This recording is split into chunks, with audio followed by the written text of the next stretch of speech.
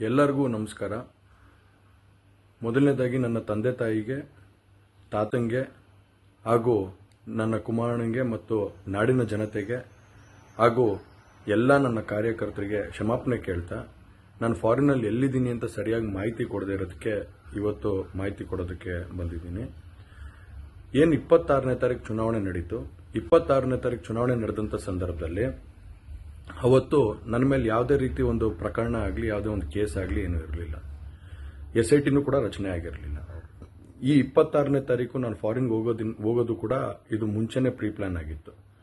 ಹಾಗಾಗಿ ನಾನು ಫಾರಿನ್ಗೆ ಹೊರಟಾದ ಮೇಲೆ 3-4 ದಿನದ ನಂತರ ನಾನು ಯೂಟ್ಯೂಬ್ ನೋಡೋವಂಥ ಸಂದರ್ಭದಲ್ಲಿ, ನ್ಯೂಸ್ ಚಾನೆಲ್ ನೋಡೋವಂಥ ಸಂದರ್ಭದಲ್ಲಿ ನನಗೆ ಈ ಮಾಹಿತಿ ದೊರಕುವಂಥ ಕೆಲಸ ಆಯಿತು.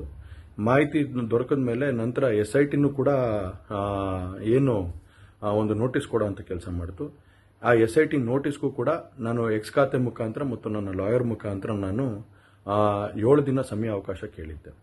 7 ದಿನ ಸಮಯ ಅವಕಾಶ ಕೇಳಿದ ಮೇಲೆ ಕೂಡ ಅದು ಮಾರನೇ ದಿನನೇ ಏನು ಕಾಂಗ್ರೆಸ್ಸಿನ ಹಿರಿಯ ನಾಯಕರಾದಂಥ ರಾಹುಲ್ ಗಾಂಧಿ ಅವರು ಮತ್ತು ಹಾಗೂ ಎಲ್ಲ ಹಿರಿಯ ನಾಯಕರುಗಳು ಏನು ಓಪನ್ ವೇದಿಕೆಗಳಲ್ಲಿ ಈ ಒಂದು ವಿಚಾರಗಳನ್ನ ಪ್ರಚಾರ ಮಾಡೋದಕ್ಕೆ ಪ್ರಾರಂಭ ಮಾಡಿದ್ರು, ಚರ್ಚೆ ಮಾಡೋದಕ್ಕೆ ಪ್ರಾರಂಭ ಮಾಡಿದ್ರು, ಒಂದು ರಾಜಕೀಯದ ಪಿತೂರಿ ಮಾಡೋವಂಥ ಕೆಲಸನ ಮಾಡಿದ್ರು.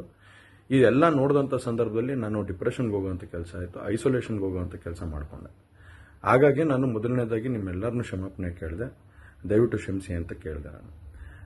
ಅದಾದ ನಂತರ ಹಾಸನಲ್ಲೂ ಕೂಡ ಕೆಲವು ಶಕ್ತಿಗಳು ಎಲ್ಲ ಒಟ್ಟಿಗೆ ಸೇರಿಕೊಂಡು ಇವತ್ತು ನನ್ನ ಮೇಲೆ ರಾಜಕೀಯದ ಒಂದು ಪಿತೂರಿ ಮಾಡೋವಂಥ ಕೆಲಸ ಮಾಡೋವಂಥದ್ದು ಇರ್ಬೋದು. ರಾಜಕೀಯವಾಗಿ ನಾನು ಏನು ಬೆಳೀತಾ ಇದ್ದೀನಿ, ನನ್ನ ಕುಗ್ಗಿಸ್ಬೇಕು ಅನ್ನೋ ಒಂದು ರೀತಿಯಲ್ಲಿ ಇವತ್ತು ಏನೇನೋ ಒಂದು ಪ್ರಕರಣಗಳಲ್ಲಿ ಅವರು ಎಲ್ಲರೂ ಕೂಡ ಒಂದು ಭಾಗಿಯಾಗುವಂಥ ಕೆಲಸಗಳನ್ನ ಮಾಡಿಕೊಂಡ್ರು. ಹಾಗಾಗಿ ಇವನ್ನೆಲ್ಲ ನೋಡಿದಂಥ ಸಂದರ್ಭದಲ್ಲಿ ಇದ್ದಿದ್ದು ಇನ್ನೂ ಒಂದು ಆಘಾತ ಆಗೋಂಥ ಕೆಲಸ ಆಗಿ ನಾನೇ ಒಂಚೂರು ದೂರ ಇದ್ದೆ. ಹಾಗಾಗಿ ಯಾರು ಕೂಡ ಇದ್ರ ಬಗ್ಗೆ ತಪ್ಪು ತಿಳಿಯೋದು ಬೇಡ.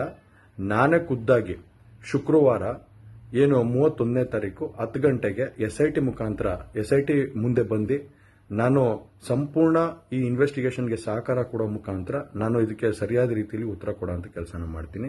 ಹಾಗೆ ನ್ಯಾಯಾಲಯದ ಮೇಲೆ ನನಗೆ ನಂಬಿಕೆ ಇದೆ. ಖಂಡಿತವಾಗ್ಲೂ ಕೂಡ ನಾನು ಈ ಒಂದು ಏನು ಸುಳ್ಳಿನ ಪ್ರಕರಣಗಳಿದಾವೆ, ಈ ಸುಳ್ಳು ಪ್ರಕರಣದಿಂದ ಆಚೆ ಬರೋಂಥ ಕೆಲಸನ ನ್ಯಾಯಾಲಯದ ಮುಖಾಂತರನೇ ಮಾಡ್ಕೋತೀನಿ ಅನ್ನೋ ಒಂದು ನಂಬಿಕೆ ನನ್ನಲ್ಲಿ ಏನಿದೆ. ಹಾಗೂ ದೇವರ ಆಶೀರ್ವಾದ ಮತ್ತು ಜನರ ಆಶೀರ್ವಾದ, ನನ್ನ ಕುಟುಂಬದ ಆಶೀರ್ವಾದ ನನ್ನ ಮೇಲೆ ಇರಲಿ. ಖಂಡಿತವಾಗ್ಲೂ ನಾನು ಈ 31ನೇ ತಾರೀಕು ಶುಕ್ರವಾರ ನಾನು SIT ಮುಂದೆ ಬರ್ತೀನಿ. ಬಂದ ನಂತರ ನಾನು ಇದಕ್ಕೆಲ್ಲದಕ್ಕೂ ಕೂಡ ಇದಕ್ಕೆ ತಡೆ ಎಳೆಯುವಂಥ ಕೆಲಸನ ಮಾಡ್ತೀನಿ. ನನ್ನ ಮೇಲೆ ನಂಬಿಕೆ ಇರಲಿ ಅಂತ ಹೇಳಿ ನಿಮ್ಮನ್ನೆಲ್ಲ